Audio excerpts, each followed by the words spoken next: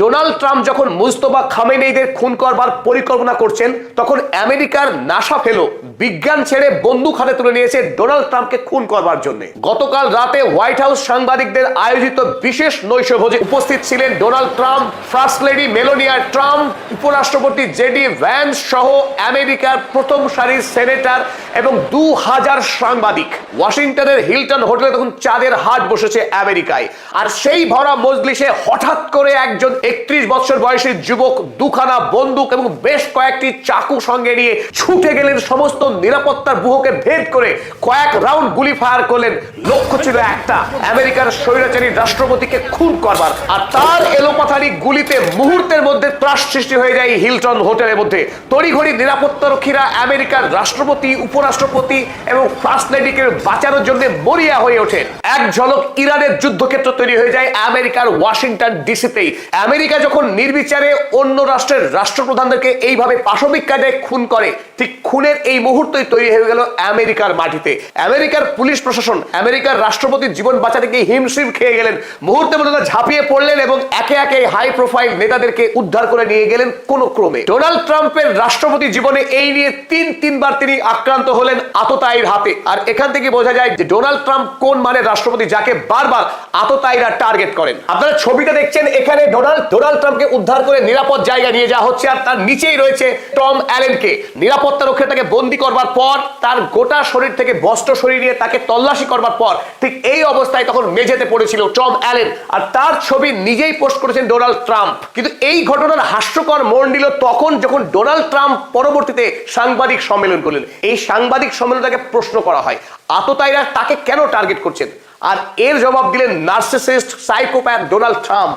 তাকে তো টার্গেট করা হবেই, কারণ তিনি হলেন সবচেয়ে ইম্প্যাক্টফুল রাষ্ট্রপতি। তিনি ভালো করেই জানেন যারা পৃথিবীতে ভালো কাজ করে তারাই কেবল আক্রান্ত হয়। তিনি এত ভালো কাজ করেছেন আমেরিকার রাষ্ট্রপতি হিসেবে, তার জন্যই এখন তাকে টার্গেট করা হচ্ছে। আর তিনি এতে মোটেই ভীত নন, বরং তিনি সম্মানিত হয়েছেন তাকে আততায়ীরা টার্গেট করাতে। ডোনাল্ড ট্রাম্পের ধৃষ্টতা এমন যে তিনি নিজেকে তুলনা করলেন খোদ আমেরিকার সর্বকালের সর্বজন শ্রদ্ধেয় রাষ্ট্রপতি আব্রাহাম লিঙ্কন, যিনি আমেরিকার 16তম রাষ্ট্রপতি হিসেবে কাজ করেছেন এবং নিজের জীবদ্দশায় আমেরিকার সবচাইতে ঘৃণ্য যে প্রথা, দাস প্রথা, সেই আফ্রিকার কালো চামড়ার মানুষদেরকে আমেরিকায় ধরে নিয়ে গিয়ে যেভাবে পাশবিক কায়দায় অত্যাচার চলতো প্রজন্মের পর প্রজন্ম ধরে, সেই কালো চামড়ার মানুষদেরকে মুক্ত করার ক্ষেত্রে আমেরিকা থেকে কালো চামড়ার মানুষদের দাস প্রথা উচ্ছেদের জন্য যিনি নিজের জীবনকে উৎসর্গ করেছিলেন, সেই আব্রাহাম লিঙ্কনের সঙ্গে তিনি নিজেকে তুলনা করলেন এই নির্লজ্জ রাষ্ট্রপতি ডোনাল্ড ট্রাম্প।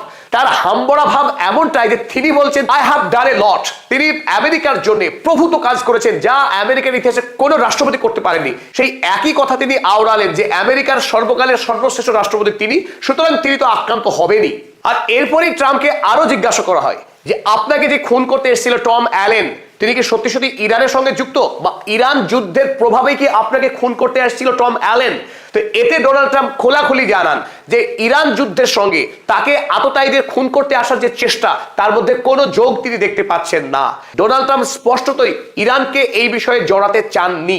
ডোনাল্ড ট্রাম্প জানিয়েছেন এই আততায়ী টম অ্যালেন একজন লোন উলফ অ্যাক্টর। তিনি নিজে স্বতঃপ্রণীত হয়ে নেকড়ের মতো ঝাঁপিয়ে পড়ার চেষ্টা করেছেন ডোনাল্ড ট্রাম্পের উপর, কিন্তু সৌভাগ্য তার যে তিনি নিরাপদ আছেন, বেঁচে গিয়েছেন। চলুন আমরা দেখে নিই এই টম অ্যালেন কে, কেনই বা তিনি ডোনাল্ড ট্রাম্পকে খুন করবার চেষ্টা করছিলেন। বিভিন্ন সোশ্যাল মিডিয়া এমনকি লিঙ্কডইনের প্রোফাইল চেক করে দেখা গেছে যে এই কোল টমাস অ্যালেন একজন অত্যন্ত মেধাবী একজন ছাত্র, এমনকি খোদ নাসার তিনি ফেলো ছিলেন। তিনি একজন মেকানিক্যাল ইঞ্জিনিয়ার, পাশাপাশি কম্পিউটার সায়েন্টিস্ট। সাম্প্রতিক সময়ে তিনি দুটি গেমেরও ডেভেলপার। তার সম্পর্কে এই ছোট্ট বর্ণনা থেকে বোঝা যায় যে টম অ্যালেন একজন অত্যন্ত মেধাবী ছাত্র হিসেবে সফল একজন মানুষ। তৎসত্ত্বেও তিনি বিজ্ঞান ছেড়ে কেন বন্দুক তুলে নিলেন, আর কেনই বা আমেরিকার রাষ্ট্রপতিকে খুন করবার এই ভয়ঙ্কর সিদ্ধান্ত তিনি গ্রহণ করেছিলেন? যদিও এই মুহূর্তে তিনি আমেরিকার FBI পুলিশ কাস্টডিতে আছেন, আগামী দিনে আমেরিকার রাষ্ট্রপ্রধানকে খুন করবার যে চেষ্টা তিনি করেছিলেন তার জন্য তাকে ভয়ঙ্কর শাস্তি পেতে হবে, মাসুল গুনতে হবে সারা জীবন ধরে। কিন্তু আমেরিকার সমাজের একজন মেধাবী মানুষ তিনি কিভাবে রাষ্ট্রপতির বিরুদ্ধে অস্ত্র ধারণ করলেন তা নিয়েই তৈরিতে সবচাইতে বড় প্রশ্ন। এমনকি লস অ্যাঞ্জেলেস শহরের তিনি টিচার অব দ্য ইয়ারও হয়েছেন।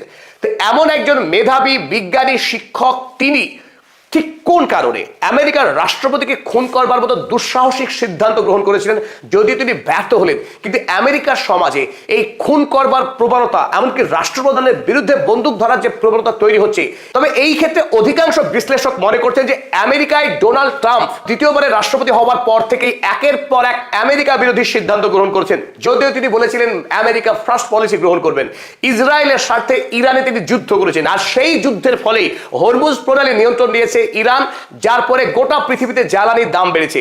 আমেরিকাতে জ্বালানির দাম বাড়ার ফলে সমস্ত জিনিস সাধারণ মানুষের হাতের নাগালের বাইরে চলে গেছে। তাই এই মুহূর্তে আমেরিকায় গভীর সামাজিক সংকট শুরু হয়েছে। ওদিকে ডোনাল্ড ট্রাম্প একের পর এক দেশের উপর ট্যারিফ চাপিয়েছেন।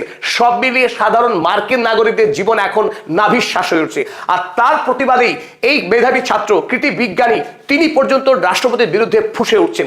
আর এখান থেকে বোঝা যায় আমেরিকার সমাজে অর্থনৈতিক বৈষম্য এবং সামাজিক যে বৈষম্য সেটা কত প্রকট হচ্ছে, এবং সাধারণ মানুষ আমেরিকার সরকারের বিরুদ্ধে মারাত্মকভাবে ক্ষুব্ধ। তাই ডোনাল্ড ট্রাম্প যদি দ্বিতীয়বার ইসরায়েলের উস্কানিতে আরো একবার ইরানের যুদ্ধ শুরু করে, তাহলে আমেরিকার সরকারের পতন নিশ্চিত। তো এই প্রেক্ষিতে ইরান কিন্তু গতকাল থেকে একাধিক টিপ্পণী করেছে ডোনাল্ড ট্রাম্পকে। যে ডোনাল্ড ট্রাম্প নিজের নৈশভোজে তার খাবার নিরাপদভাবে খেতে পারেন না, খাবার টেবিলে যখন তিনি নিজেই নিরাপদ না, সেই ডোনাল্ড ট্রাম্প দাবি করে যে হরমুজ প্রণালীকে দখল করবে। তো এখান থেকে বোঝা যায় যে আমেরিকার রাষ্ট্রপতির ক্ষমতা কতটুকু। আর আরো একটি বিষয় নিয়ে বিতর্ক দাঁড়াবে, যে আপনার ছবিতে দেখছেন যে জেডি ভ্যান্স, আমেরিকার যে সিকিউরিটি, তারা সর্বপ্রথম উপরাষ্ট্রপতি জেডি ভ্যান্সকে নিরাপদ জায়গায় নিয়ে গেছে ডোনাল্ড ট্রাম্পকে অনেক পরে।